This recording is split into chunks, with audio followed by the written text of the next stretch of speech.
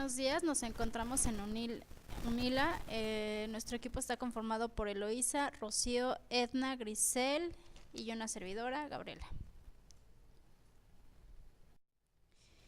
Nosotros les vamos a hablar de todo lo que quería saber sobre el cuento. ¿Cuál es el primer cuento escrito? Bueno, fue el de las 1001 noches en el siglo IX. ¿Cuál es el personaje narrativo más común de la historia del cuento? Es el príncipe encantador y la damisela en peligro y la bruja. ¿Qué princesa de cuentos infantiles realmente existió? Fue Blancanieves en 1812 y fue escrito por los hermanos Grimm. Espejito, espejito, ¿quién es la más hermosa de este reino? ¿Quién es el cuentista latinoamericano más reconocido en el mundo? Fue García Márquez con su libro 12 cuentos peregrinos, y en México Juan Rulfo también destacó. ¿Qué cuentos populares fueron escritos por mujeres? Las mujeres han sido muy destacadas en la elaboración de cuentos y en ellos podemos destacar los 101 dálmatas. ¿Qué expresiones o frases famosas son sacadas de cuentos y que normalmente usamos? Érase una vez es una de ellas. ¿Qué personajes de Alicia en el País de las Maravillas realmente existió? Este personaje fue el sombrerero loco. ¿Cuál es el cuentista de terror más famoso del mundo?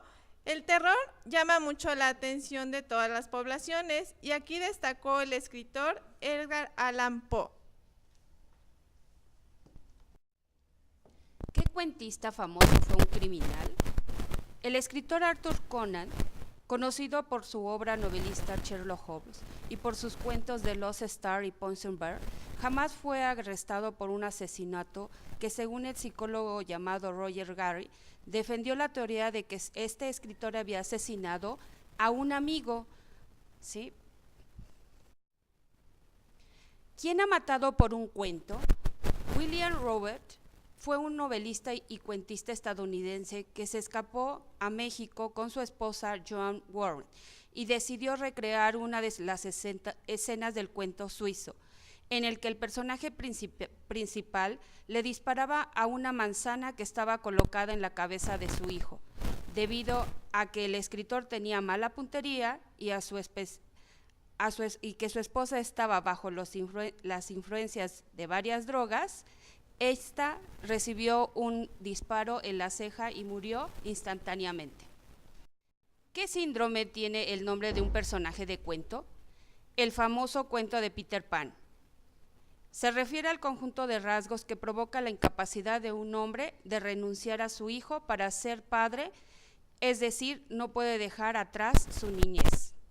Existe otro complejo que padecen las personas que comen pelos, llamado el síndrome de Rapunzel. ¿Qué antagonista de cuento ha causado más impacto en el mundo? Varias fuentes, como los periódicos ingleses, ¿sí?, comentan que fue el personaje de Cruella, quien decidía atrapar perros, sobre todo cachorros, les quitaba la piel y se hacía abrigos. ¿Cuál es el cuento más traducido en el mundo? Fue el de Pinocho. ¿Qué cuento tiene más versiones alrededor del mundo? El cuento de la Cenicienta tiene más de 700 versiones distintas. ¿Qué cuento ha sido adaptado más veces? El personaje ficticio del cuento de Frankenstein ha sido adaptado al cine desde 1910. ¿Cuál es el cuento más corto del mundo? Se llama El dinosaurio. Es un microrrelato escrito por Augusto Monterroso. El texto consta de 7 palabras. Cuando despertó, el dinosaurio todavía estaba ahí. ¿Quién es el cuentista más joven del mundo? La mujer Dorothy a los 4 años escribió su primer cuento. ¿Quién ha escrito más cuentos? El escritor portugués Rioki posee récord mundial por haber escrito más de 1100 novelas. ¿Cuál es el cuento con más copias vendidas?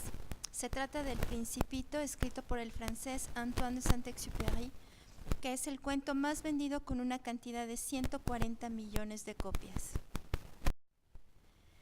¿Cuál es el cuento más caro del mundo? Se trata de The Canterbury Tales, escrito por Chaucer, y es una colección de 24 cuentos que fue vendido el año pasado en 11.1 millones de dólares.